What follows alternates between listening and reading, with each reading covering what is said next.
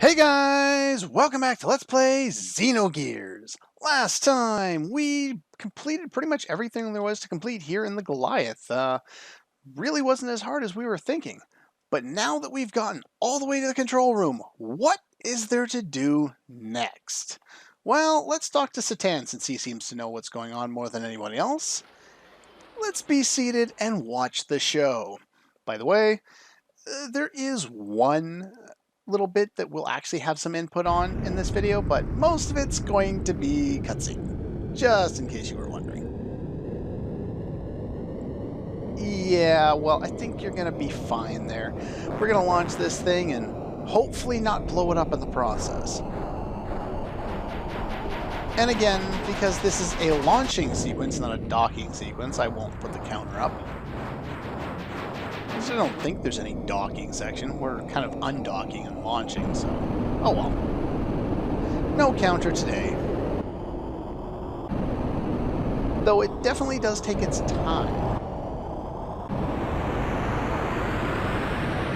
I guess they do a good job of trying to show how worried your characters are probably at this point in time, or how, excited they are. The fact that we just stole one of the biggest warships ever, and holy crap, that thing's massive. And we have airship music, gotta love it.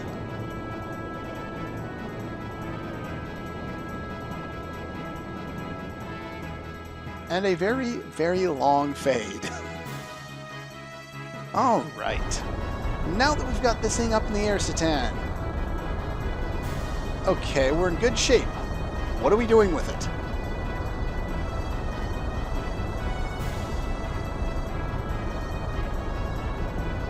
Uh-oh. That's not a good sign, is it? Most definitely not. Guess who? Yeah. He doesn't even get a name anymore. It's just him.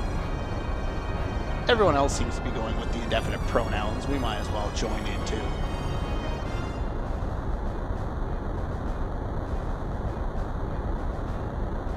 Rico's heading out, and Ellie as well.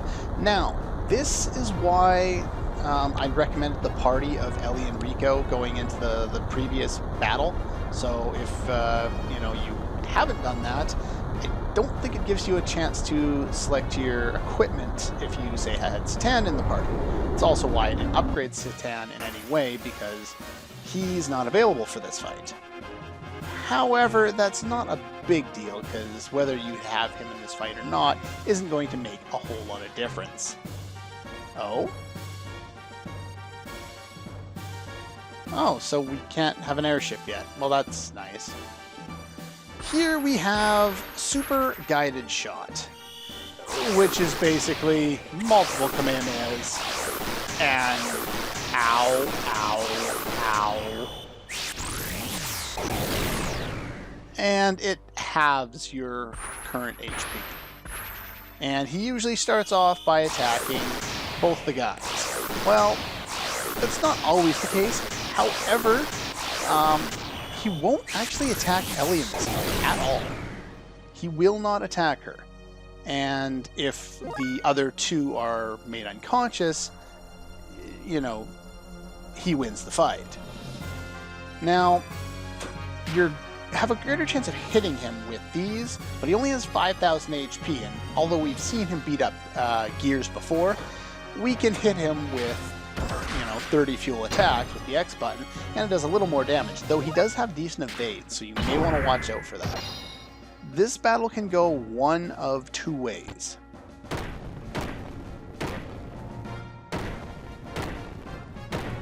He uses a combo, or he uses Super Guided Shot. Super Guided Shot will cut your HP in half. He's very, very fast, though, so a lot of times you won't get a chance to hit him very much.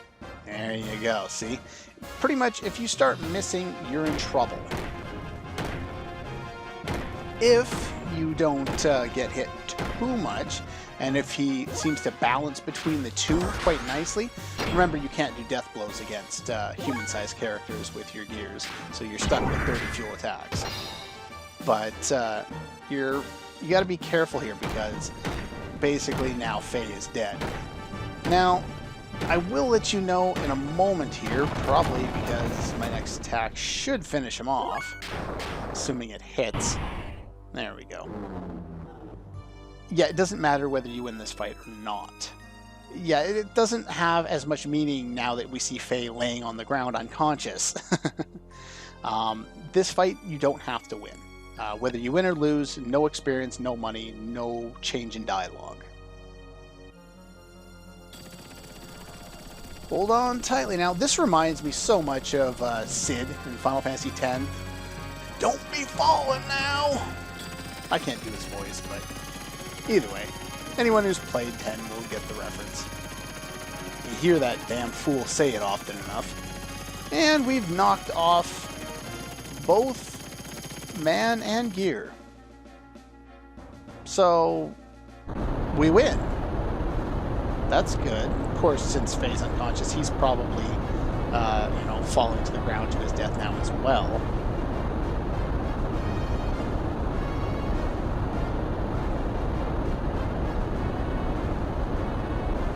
So apparently we did throw them all? Oh, because, one of them was kind of unconscious, but, they're fine. The trigger. Oh, the gun. Come on, Hammer, do something useful. Of course, that can fly, so obviously Graph is fine, but... And Hammer is useless. All you have to do is aim, pull the trigger. You're not very good at this game there, Hammer. There we go, you found it. Of course, he's not really moving. This is not like Gundam in that way where, oh yeah, I got him locked on and then he's in 6 different other locations and then behind you and then you're dead.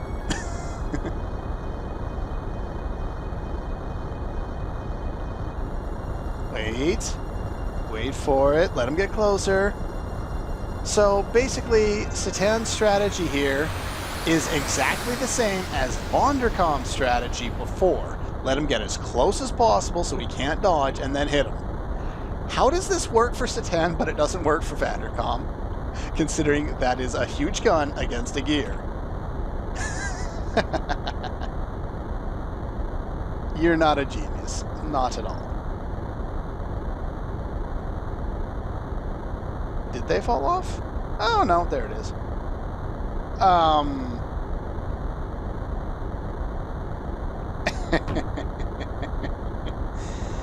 Yeah, Hammer, you need to do better with your allegiances there, buddy. Let's talk to Rico there. He's got nothing to say. Let's talk to Hammer. Oh?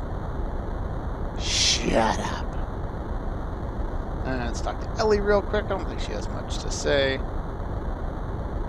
Yeah, this, I guess, alludes to the fact that she never gets hit regardless of what happens in the fight. Let's see here. Do I need to check anything in here? Oops, no. I think I'm good. Pretty much everything is how I want it to be. I will make further adjustments later on. But you may want to save there if you're worried about that, though it'd probably be better to go back to your save from before so you can change characters if you want to, say, remove gear or items or anything like that. But I don't think it's a big deal. I'm pretty sure we have plenty of opportunity to make any changes before any subsequent fights.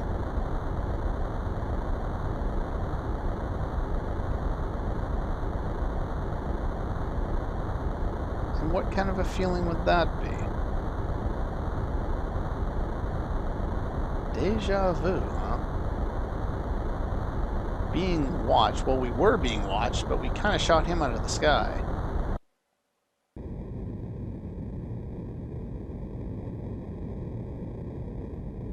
Okay, I guess we are being watched.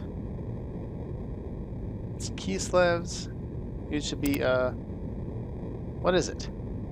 The Goliath. Oh yeah, we know what that is. But who's looking at us?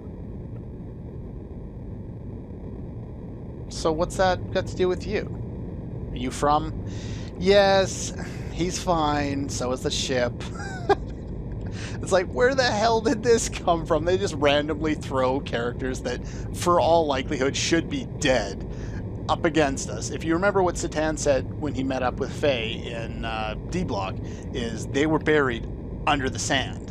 And if you remember further back beyond that, one of the characters or the NPCs in the ship was saying if they get buried and the thing breaks down, they're hooped. They can't get out. So, yeah. How? Bart, what are you doing now? Oh, no. You're kidding me. Bart missiles.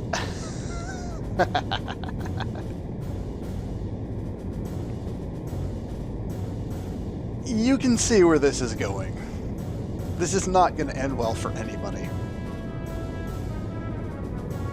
Surface, wind waves, or our engine. Huh. So they must have rebuilt? Though that doesn't seem right. It probably only... What, was Faye probably there for maybe a week, maybe 2? I don't think they could fix the entire thing in 2 weeks. That's crazy. How'd they manage to do that? And now we're starting to have deja vu, because this has happened before. This happened when we first met Mr. Bart there. Basically the same idea. Those two, I think, even came through the door questioning. And there's an allusion to it right there. Close the vents, blow the main tank, prepare for anti-aircraft battle. Just doesn't know when to give up.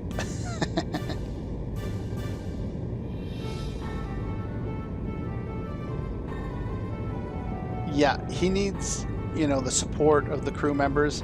They all support him, that's why he's captain. That and, you know, Prince and all that jazz, but... Anyway, let's see how badly this ends for everybody. I know this shouldn't be as comical as it is to me, but to me it is quite comical, just because it's so ridiculous. You know, we finally get this great-ass airship, we're flying, and Bart's shooting at us. We thought he was dead, and now he's shooting at us. Oh, it's nothing. Is it okay that we're flying such a large ship close to the country that we're at war with, or that the owners of this ship are at war with? And, of course, the country that we stole this from is going to be after us. The country that's against that country is going to be after us because the ship looks like their enemy. And there's going to be a problem here. Pick the course over the sea. Aha! There shouldn't be any military units out here.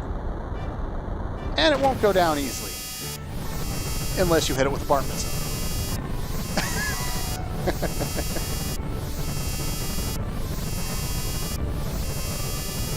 Well, kinda, sorta, maybe not really. This great airship, this awesome warship got taken down by one shot.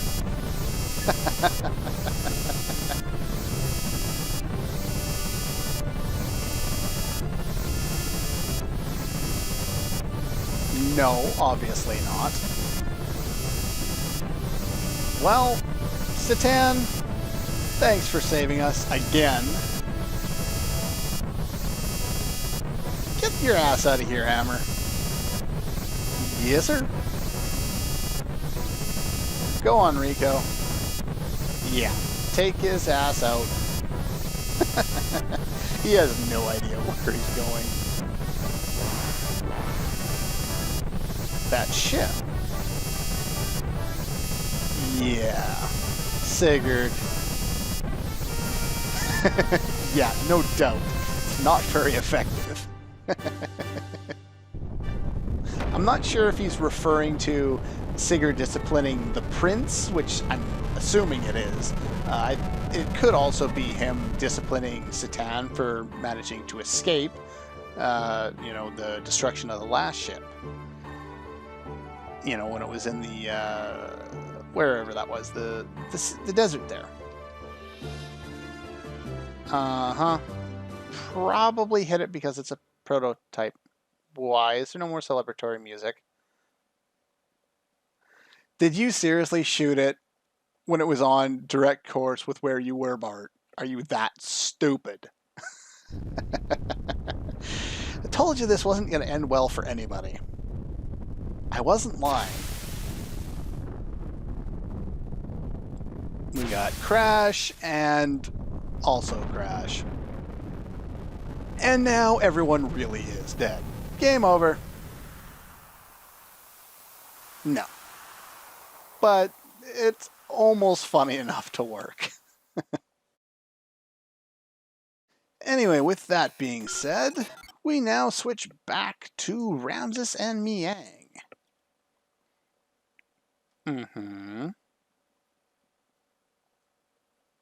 Northeast Ocean. A gatekeeper. Now, they never really say this directly, but remember, the gatekeeper was the reasoning for those computer brains to put the purge into action, which, of course, Ellie's group wanted to do away with. Now, they don't really say it, but the gatekeeper was put, you know, it was given by that executioner person to the Kaiser, and then it was put on the Goliath, which is why they wanted to take it down, and which is why they're detecting it now.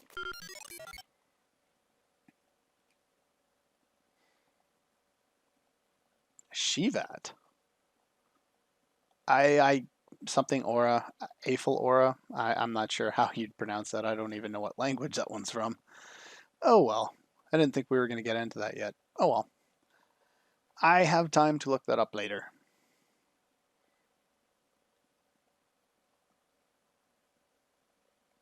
Obviously not.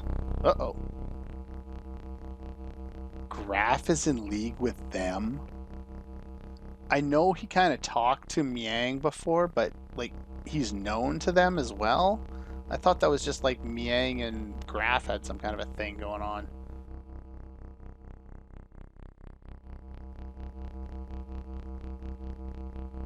Oh, well, who did that? It's heading for Aquavi. I don't know. I call it Aquavi. That's probably not how you pronounce it, but I don't care. Anyway, we're attacking the Kislev ship. Of course we are. We don't have orders from the capital yet. Won't allow them to escape. And Miang's like, oh, okay, have fun. I'm gone now. And we had to have a little private meeting. What kind of tricks are you talking about? Now, this refers to something that we won't find out for a long time. Yeah, I can't say anymore. The vessel will only respond to the Chosen One. I could make any number of references about the Chosen One, but I'll make none. Necessary for Car, huh? So this vessel is the meaning of Car's existence. Who's this vessel? And how is this vessel the meaning for Car's existence? I'm completely lost. Or at least the first time I played I was. Now I understand. I'm not telling you yet. That would ruin things so much. And these guys were, of course, still in Ave there. So they're just going to launch out of the nice big bay doors there.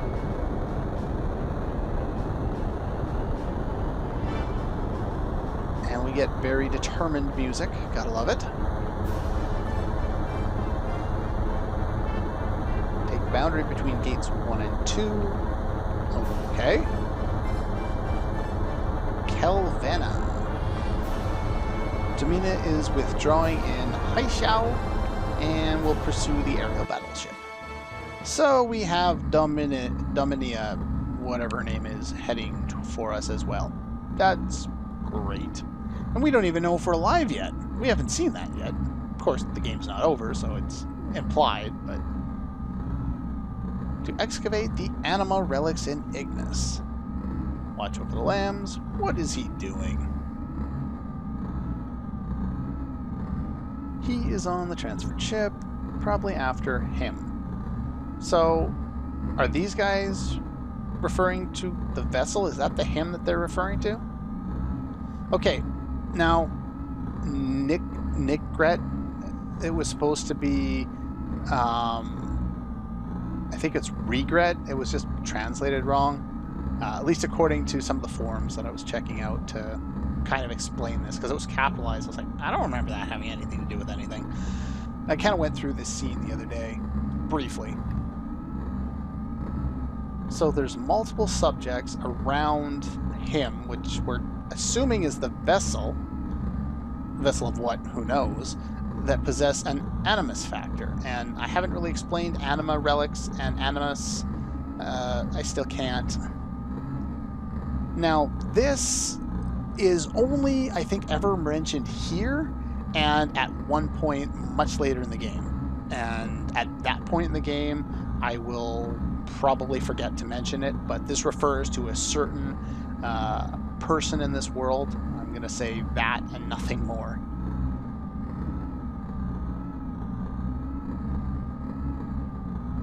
They're either attracted to him or... What happened 500 years ago? Who's he? They didn't have he in quotations this time. They're referring to somebody else. Goddamn indefinite pronouns. I have no idea what you're talking about. It's near the Thames. Now, if you're familiar with the UK, I believe that's the name of a river in England. Probably in London. I'm not sure exactly. I'm not super familiar. I just remember it came up after playing this game for the first time, and then I went and I read something in a Sherlock Holmes novel for an English class, and it just kind of came up. Of course, way back then I thought it was Thames or Thames, but no, it's supposed to be called the Thames according to anyone else I've talked to, so I'm going to call it the Thames. So we found out someone named Krellian. And founded 4,000 years. He searched for Zeboim's legacy. Now, I mentioned Zeboim way back when, at the very start of the game. Zeboim is the ancient civilization that Satan was talking about, that he extracted that technology from. You know, everyone was digging for all the old technology. It's from the Zeboim civilization. We don't really know much about it at this point, but that at least gives you some idea without spoiling anything, which is pretty much all I'm trying to do, and apparently this Emperor dude knows them as well. What the hell is going on? So that's the technology that they got from Zeboim? Molecular engineering nanotechnology? And the capital is beneath the ocean. Oh, so the Ethos know about it. Now we finally have his name, though we may have had it before. His name is Emperor Cain. Now, do I need to make the reference? We know who Cain is. You know, the story of Cain and Abel, you know, the first two brothers and all that jazz.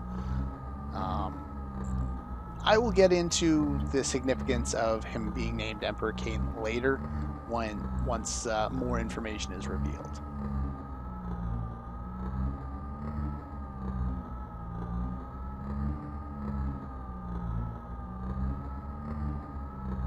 Oh?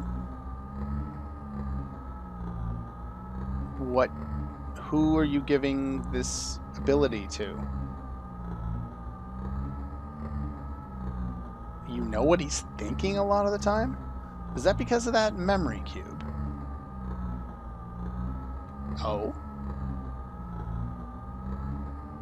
Oh, now we've got more indefinite pronouns. What are we going to eliminate? What's by chance? You're not answering the question that was asked. what's being eliminated. The purge was a failure. Are they talking about the gatekeeper? Okay.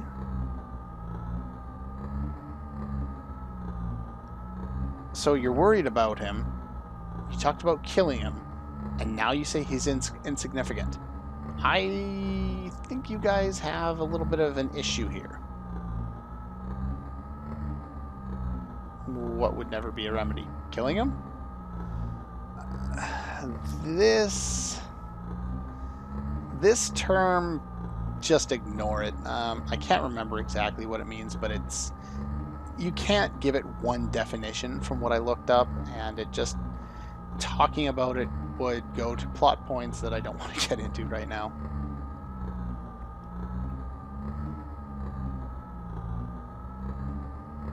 And that is emotion long forgotten. What kind of emotion? Your gods? You look like a big, Borg sphere. I have no idea. Hopefully that's not too confusing. I know it is, but hopefully it's not too confusing, because that's pretty much all the time I have for this one. So anyway, hopefully that doesn't leave you completely baffled. Again, I try and make things somewhat understandable without spoiling things, which means I have to make a lot of things completely unidentifiable. But the game does that in itself. This game really works better on a second playthrough. But that's pretty much all the time, like I said, for this one. And I'll see you guys next time.